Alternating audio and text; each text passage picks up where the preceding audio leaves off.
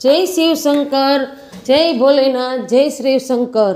આજે આપણે જોઈશું શનિ પ્રદોષની વાર્તા અને તે વ્રતની વિધિ અને તે વ્રત ક્યારે અને કેવી વિધિ। દરેક પક્ષની ત્રિયોદશીના વ્રતને પ્રદોષ વ્રત કહે છે। સૂર્યાસ્ત પછી રાત થતાં પહેલાંના સમયને પ્રદોષકાળ કહેવામાં આવે છે। આ વ્રતમાં મહાદેવ ભોલે શંકરની પૂજા કરવામાં આવે છે। આ વ્રતમાં વ્રત કરનારે નિર્જળા વ્રત રાખવાનું હોય છે। વહેલી સવારે સ્નાન કરીને ભગવાન શિવને બીલીપત્ર, ગંગાજળ, ચોખા, ધૂપ, દીપ સહિત પૂજા કરો। સાંજે ફરીથી સ્નાન કરીને આ જ રીતે શિવની પૂજા કરવી જોઈએ। આ રીતે પ્રદોષ વ્રતનું વ્રત કરવાથી વ્રતની પુણ્ય મળે છે। શનિ પ્રદોષ વ્રત કરવા માટેની કથા। પ્રાચીન સમયની વાત છે। કોઈ નગરમાં એક શેઠ રહેતો હતો। તે અત્યંત દયાળુ હતા।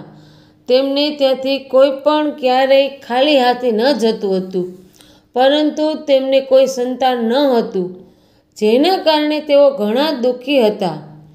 એક દિવસ તેમણે તીર્થયાત્રાએ જવાનો નિર્ણય કર્યો। જેવા તેઓ નગરની બહાર નીકળ્યા કે તેમને એક વિશાળ વૃક્ષની નીચે સમાધિ લગાવીને એક તેજસ્વી સાધુને જોયા। બંને વિચાર્યું કે સાધુ મહારાજના આશીર્વાદ લઈ આગળ યાત્રા કરીએ। પતિ પત્ની બંને સમાધિકાલીન સાધુની સામે હાથ જોડી બેસી ગયા અને તેમની સમાધિ તૂટે તેની પ્રતીક્ષા કરતા રહ્યા। સવારથી સાંજ અને ફરીથી રાત પડી ગઈ, પરંતુ સાધુની સમાધિ છૂટી નહીં। પણ તે બંને પતિ પત્ની ધૈર્યપૂર્વક હાથ જોડીને બેસી રહ્યા। અંતે બીજા દિવસે સવારે સાધુ સમાધિથી ઉઠ્યા। પતિ પત્નીને ત્યાં બેસેલા જોઈ સાધુ મહારાજ બોલ્યા, હું તમારી અંતર્મનની કથા જાણી ગયો છું। હું તમારા ધૈર્ય અને ભક્તિભાવથી અત્યંત પ્રસન્ન છું। સાધુએ સંતાનની પ્રાપ્તિ માટે તેમને શનિ પ્રદોષ વ્રત કરવાની વિધિ સમજાવી અને શંકર ભગવાનની નીચેની વંદના બતાવી।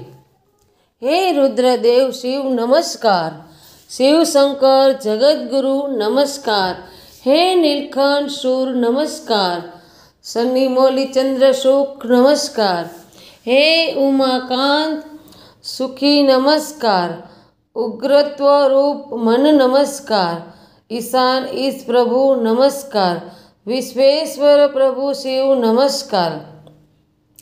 તીર્થયાત્રા કરીને ઘરે પરત ફર્યા બાદ તેમણે નિયમપૂર્વક શનિ પ્રદોષ વ્રત કર્યા। થોડા સમય પછી શેઠની પત્નીએ એક સુંદર પુત્રને જન્મ આપ્યો। શનિ પ્રદોષ વ્રતના પ્રભાવથી તેમને ત્યાં અંધકાર જે હતો તે પ્રકાશમાં બદલાઈ ગયો।